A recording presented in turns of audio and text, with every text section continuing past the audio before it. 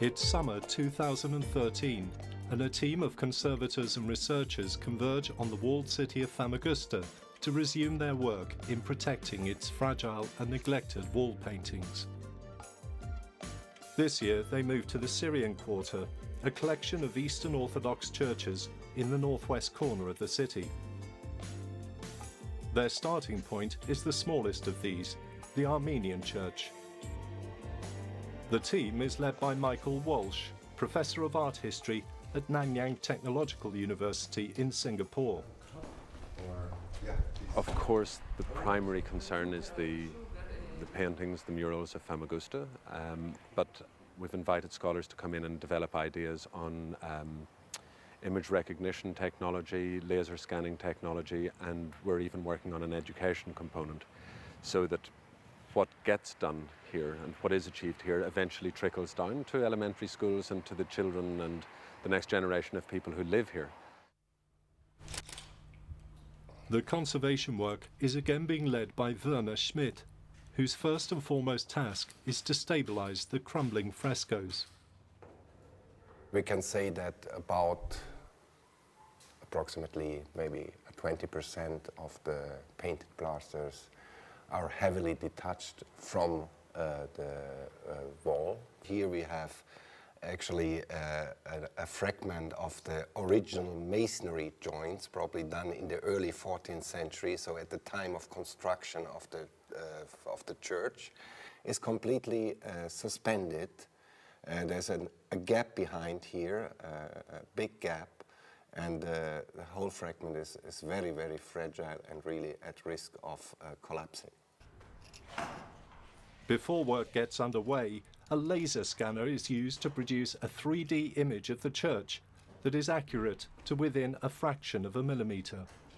It's quite often a criticism of future generations that say art conservation was done incorrectly, or that technology has moved on, we would never do it this way anymore. By making a very high resolution image of the interior before we started work, we give future conservation historians the option to see what there was before and after.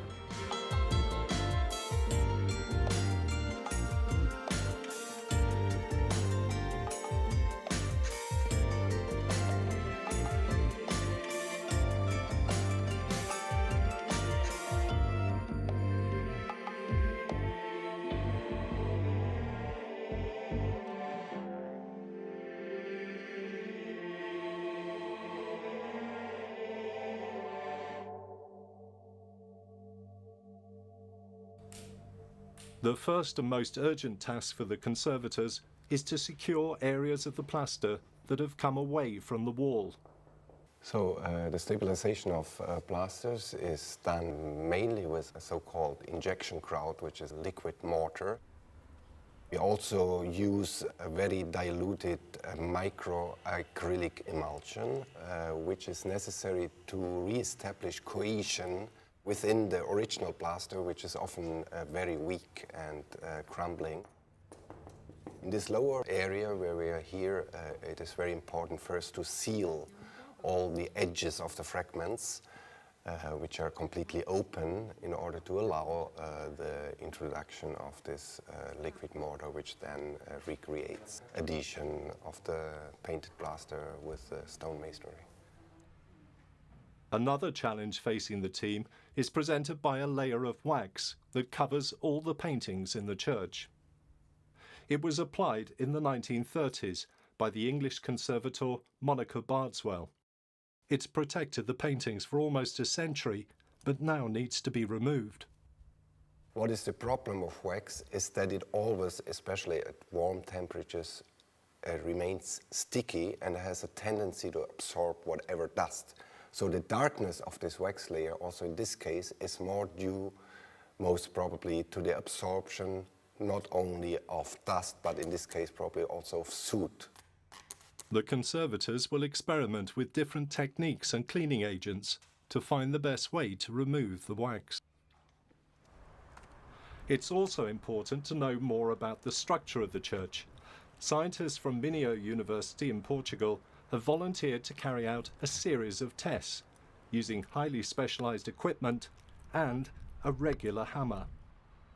Sensors are positioned each side of a wall and measure the speed of sound waves passing through it. Because sound travels faster through solid materials, the test will reveal any cracks and cavities within the wall. Okay. The first one that is here. But another type of sensor is needed to measure movement in the building, and these need to be placed as high as possible. It requires an aptitude for heights and some experience of gardening. But once the sensors are in place, they can measure the tiniest movements, even those caused by a light wind.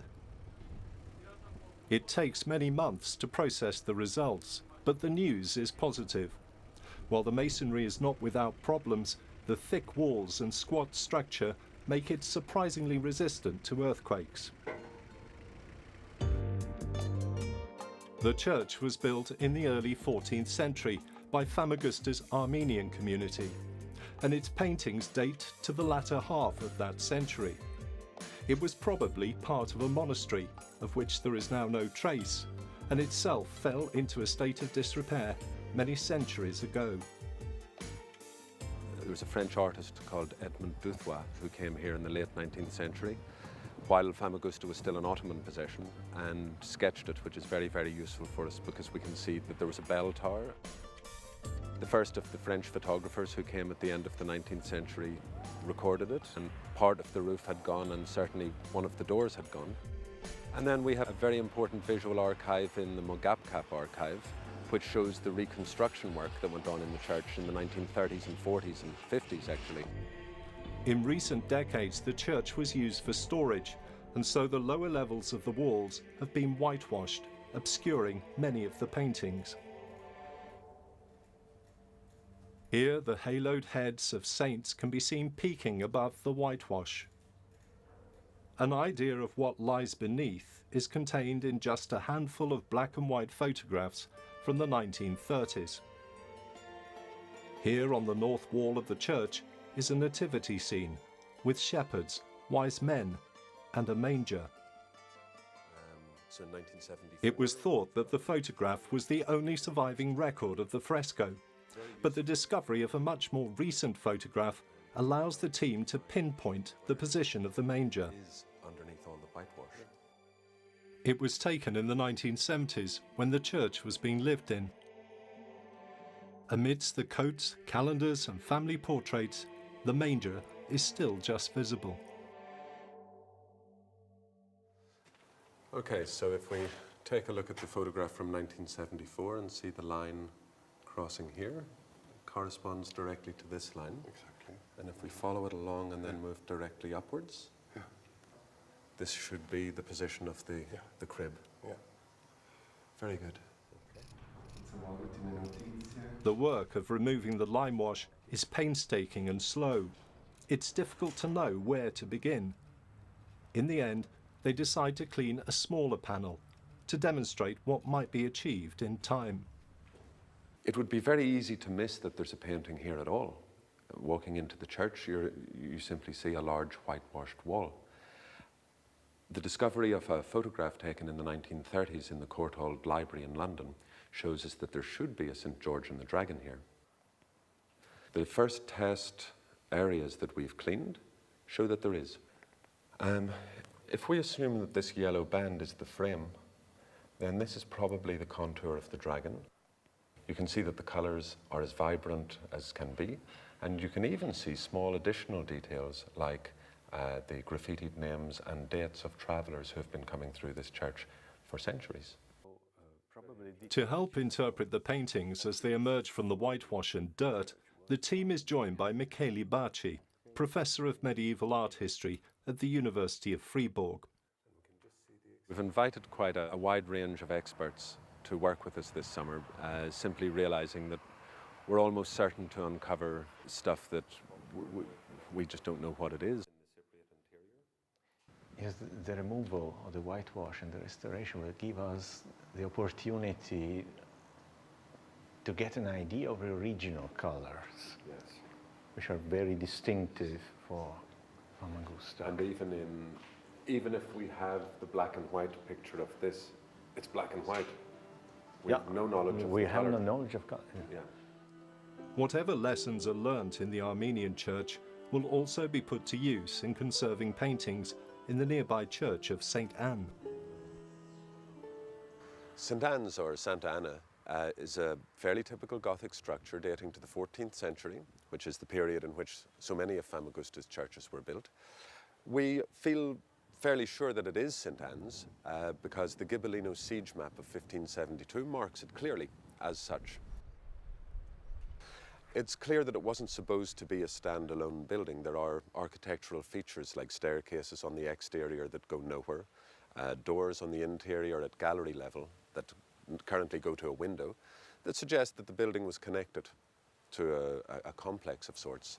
Realistically, the only way of ever understanding what that complex would have been would be to do ground-penetrating radar surveys, which would show the foundations, and I suppose maybe one day we'll get a chance to do that.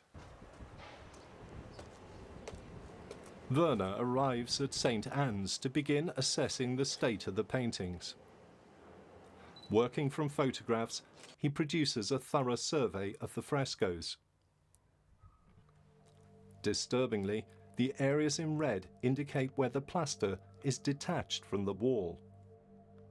Paintings are in a dramatic state, really. The stabilization is a very, very urgent operation here because in this case there are two layers of plaster and they are separating from each other. There are huge bulges which are really about to collapse. So you see here the first plaster, which is completely loose and standing up. There's about 3 to 4 millimeters distance between the plaster and the masonry. And then also the painted plaster on top, it's standing up. And if I carefully move, you can see how loose and fragile this edge is.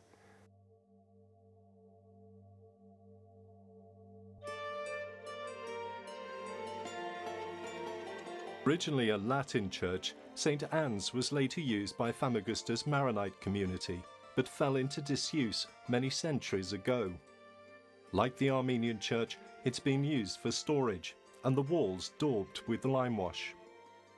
Fortunately, there's a black and white photograph from the 1930s that reveals some of what lies beneath.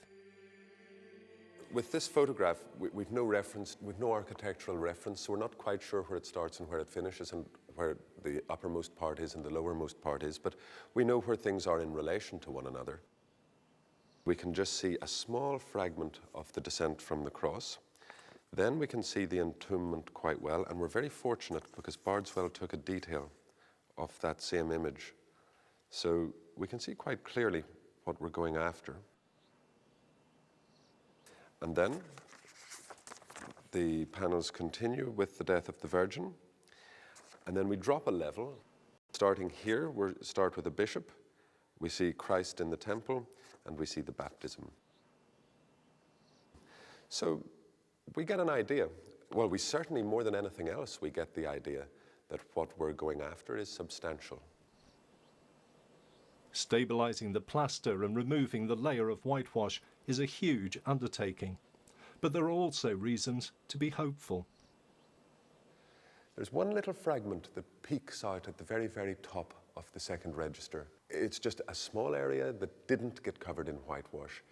And so it really suggests very, very strongly to us that the whitewash was simply applied quite quickly on top of everything that existed. Nothing was removed before the whitewash was applied. And so that one little fragment perhaps gives us the optimism to continue with the process of removing all of the whitewash in the hope that all of these images are still actually underneath. Back at the Armenian Church, there's also cause for optimism. Stabilization of the frescoes is complete, and work on removing the whitewash from the image of St. George and the Dragon has also made progress. Weeks of painstaking work are finally rewarded. After many decades in obscurity, the fresco can now be seen in its true colours. But there's a surprise. The figure on horseback is not St. George. The horse is red, it is dark, has a dark color.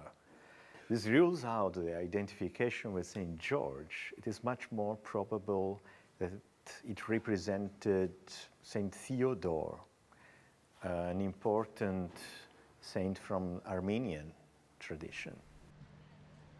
As the paintings are unmasked and more understood about them, thoughts turn to how best to share these discoveries and how new approaches and technologies can contribute to this. Historian Gul Inanç is spearheading a project aimed at Cypriot schoolchildren.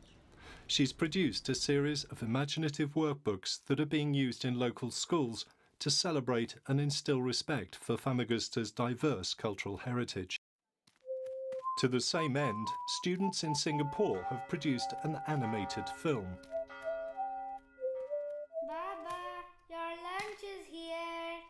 In 2012, the team undertook the conservation of a fresco in the church of Saints Peter and Paul that depicts the story of the 40 martyrs of Sebaste. The animation retells that story for children by imagining how the fresco's unknown artist might have explained it to his own son. Oh. Meanwhile, in the UK, computer science students are designing a mobile app to support the work in Famagusta.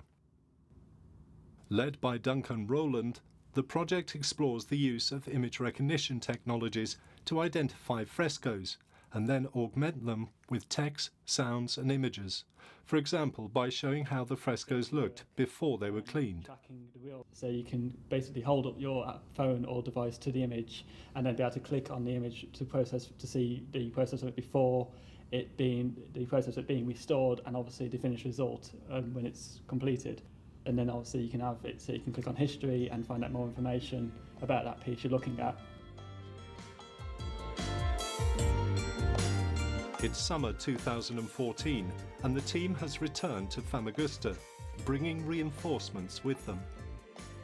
At the Armenian Church, Werner is briefing conservation graduates who volunteer to help remove the whitewash. Cut like that, no? To press like that, and then it flakes off in small flakes, no? And it's thicker. Also joining the team are scientists Francisco Fernandes and Andres Burgos from the University of Minho in Portugal. They've been asked to solve a riddle. This photograph from the 19th century shows the foundations of a monastery surrounding the church. Today there's no trace of it. But were the foundations destroyed or simply covered over?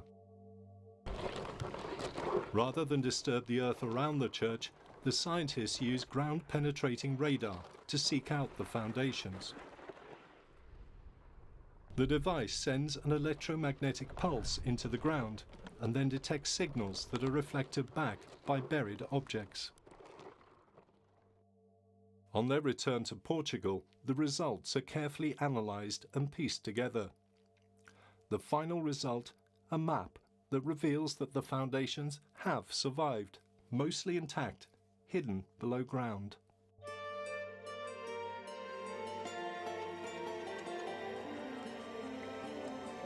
Work on removing the whitewash continues slowly but surely. It takes the volunteers 3 weeks of concentrated effort, but their patience is finally rewarded.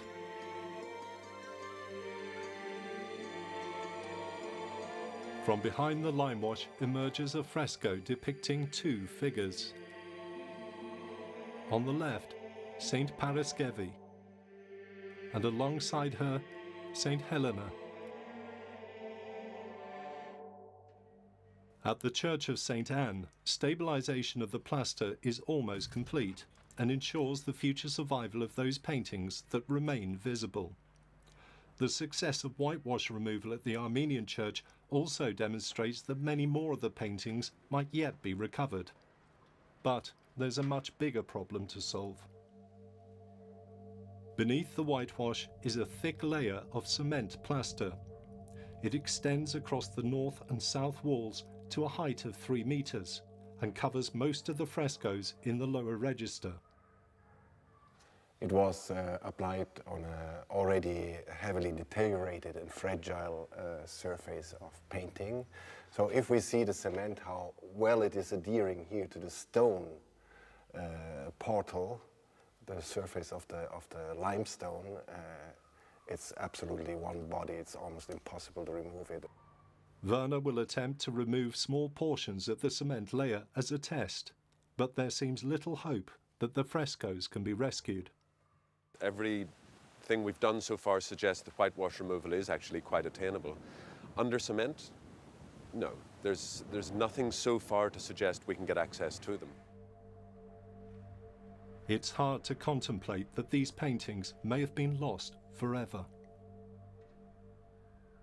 But for every disappointment, the project has also thrown up unexpected delights. In the Armenian Church, Werner has been cleaning dirt and wax from small patches of fresco. The first results are very encouraging, and it's while making another cleaning test that Werner makes an exciting discovery. Coming. Yes. As he works on the frescoes, he sprays water to clean the surface, and it's revealed some delicately painted lines that hadn't been visible until now. How beautiful, no? Oh, that's beautiful. The art historians are left almost speechless by an exquisite angel, finely painted in monochrome, with just a few well-applied strokes of a brush. That's the biggest surprise I've ever had in Famagusta. That angel there is absolutely amazing. Really, yeah? And from far away, it looked like nothing. Of course. I've been in this church for 11 years and I've never seen this. Ruin. There's just the base colors are remaining like that. No?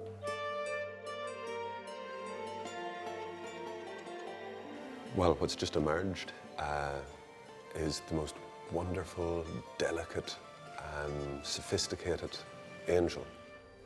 I've been coming into the church for 11 years. I've looked at that wall countless times. We've done photographic surveys, we've done laser surveys, and they were still hidden. It just points to the value of having a conservator here focusing closely on single spots, and what's emerging is absolutely unbelievable. What a story. As the summer of 2014 draws to a close, there's some more good news.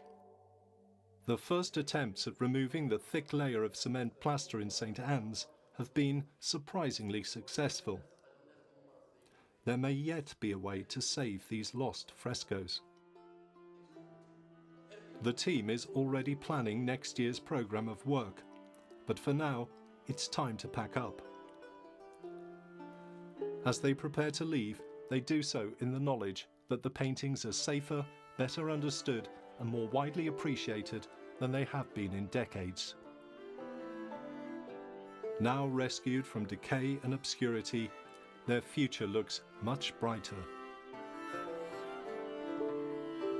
But then, as the team prepares to return the following year, an unexpected blow. Access to the churches is denied, and conservation of the paintings again brought to a halt. It's disappointing, but the project has at least demonstrated just how much can be achieved when heritage is put above politics. And though for now the doors remain shut, there is still the hope of one day returning. There is much to be done if the frescoes of Famagusta are to be saved.